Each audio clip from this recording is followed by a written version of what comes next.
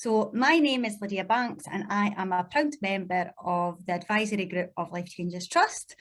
So Jackie, do you maybe want to tell me a bit about yourself, your connection to the trust? So my name is Jackie Killeen, and back in 2011, I think we first started thinking about what we could do in this area. I used to work at what was then called the Big Lottery Fund, and I guess we got the ball rolling on what became eventually the Life Changes Trust. So I suppose my connection goes way back to the very beginning, and I'm happy to talk a little bit more about that if you like.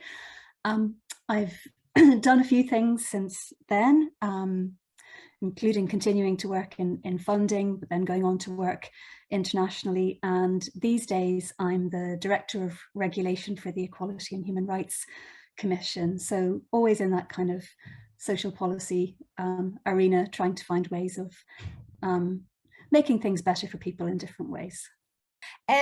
Jackie, take me back, because when Mary spoke to me kind of about meeting you and stuff like that, I was really, really intrigued to kind of see the person that kind of started this movement.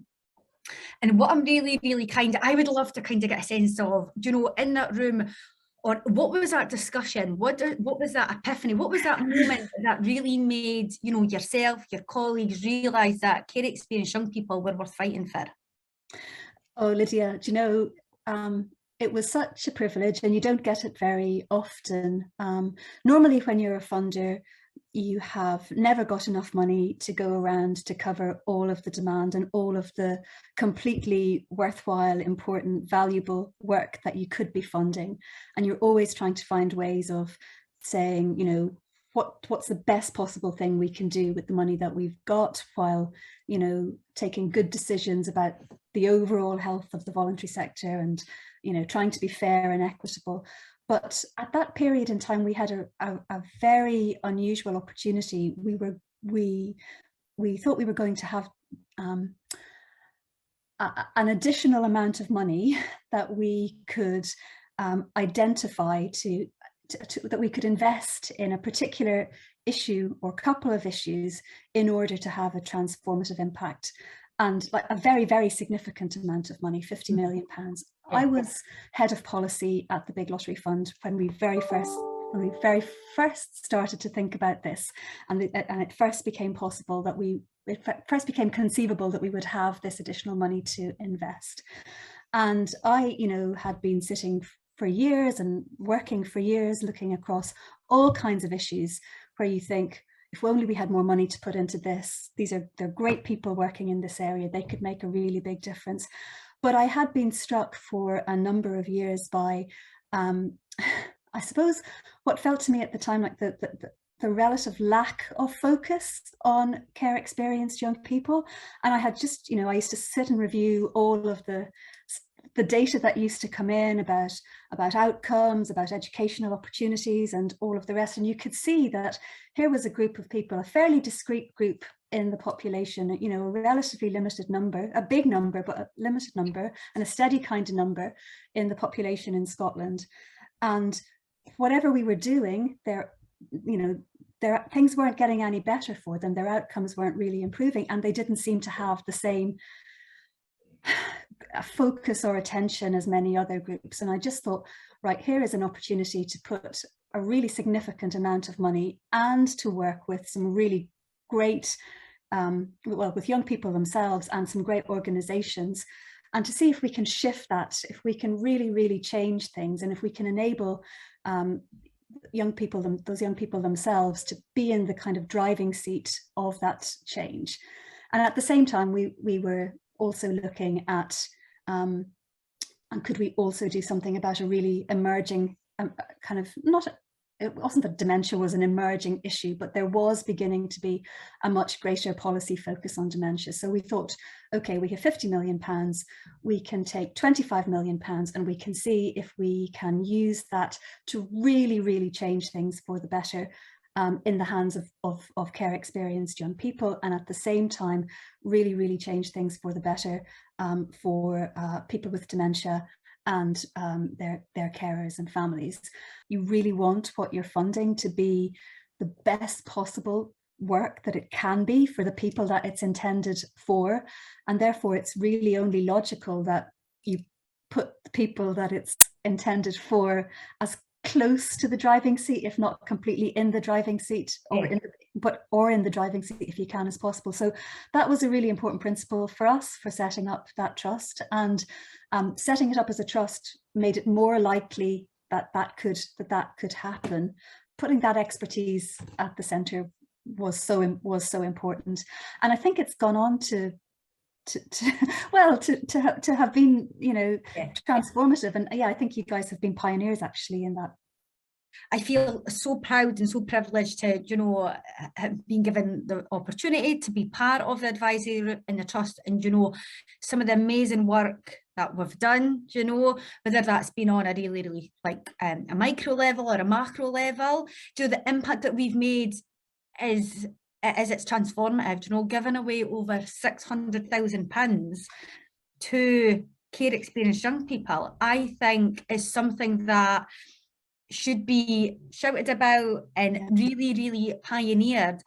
And it's, it's a massive amount of money, but the impact that has on our community and our peers, not just in that moment, but in 5 years' time and in 10 years' time, that actually they will remember that somebody believed in them. There was hope, there was an aspiration, there was a life goal.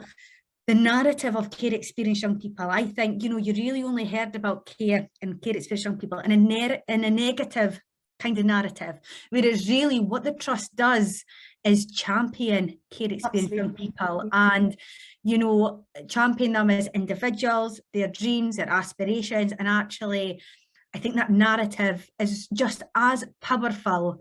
And I think, as the years have gone on, as we each brick by brick, that foundation's gotten stronger and stronger. And when you hear about care, and that's actually like back in my day, or you must be a bad child, whereas we're informing people, we're educating, we're empowering, and actually we're now kind of fighting that flag for us being heroes. When you look at us now, did you ever think that the trust would be the success that it was, or actually that it would achieve all that it is?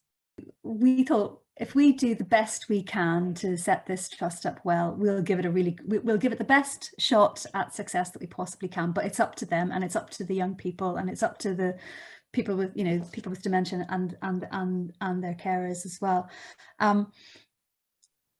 We had high hopes and we were optimistic, but I think what you have gone on to accomplish across in a whole range of ways, not just from what you've achieved, but the way you've done it, as you say, that co-production approach, that kind of positive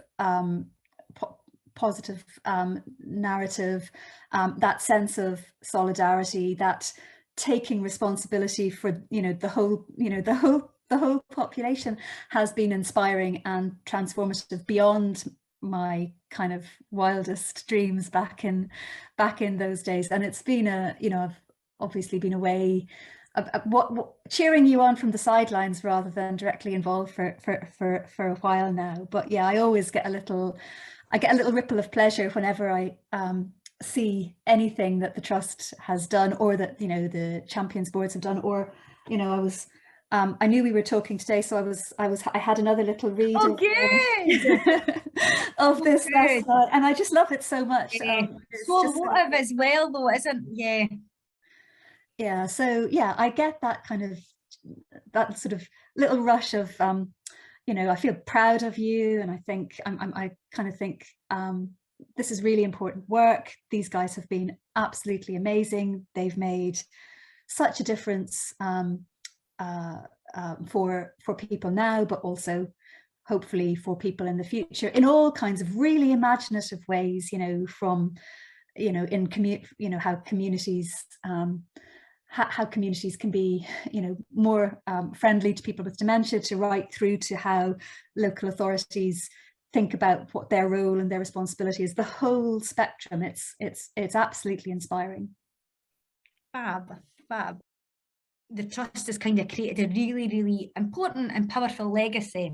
And I suppose, you know, how do you feel about that? And, you know, moving forward in your role and what you do, how will you take that forward, or what will you take from the trust legacy? You've been really open about sharing all your learning. I mean, there's so many resources that the Trust has produced, because it's kind of been an open book, so to speak, throughout the whole life of the Trust. So everything that you've done and everything that you've learned about everything that you've done, you're completely open about sharing that, and you've captured it in a really accessible way. So not just other funders, but all kinds of people involved in, you know, from charities to the statutory sector should all be able to draw on all of that learning. I think probably you've also, you know, you've created a massive, I want to say spider's web. I like spiders, so don't take that as a, in a bad way. But I think you've created a huge web across Scotland, haven't you, of connected people and connected projects and connected momentum. So I hope that you know, those connections can stay. And I think, you know, it is up to others now, isn't it, to make sure that you know, you've shifted the goalposts, you've changed things. There is a kind of a really strong basis now for making sure that not just that those goalposts don't go back, but that the progress continues to be made. So that's my hope. Thank you so much, Jackie, for your time today. It's been, I know, it's a pleasure. So thank you so much. So yeah, thank you. No, it's Lydia, it's lovely to be able to come back in at the end of the story, as well as having been there at the very beginning. And what an incredible story it's been on the way. Great, thank you so much.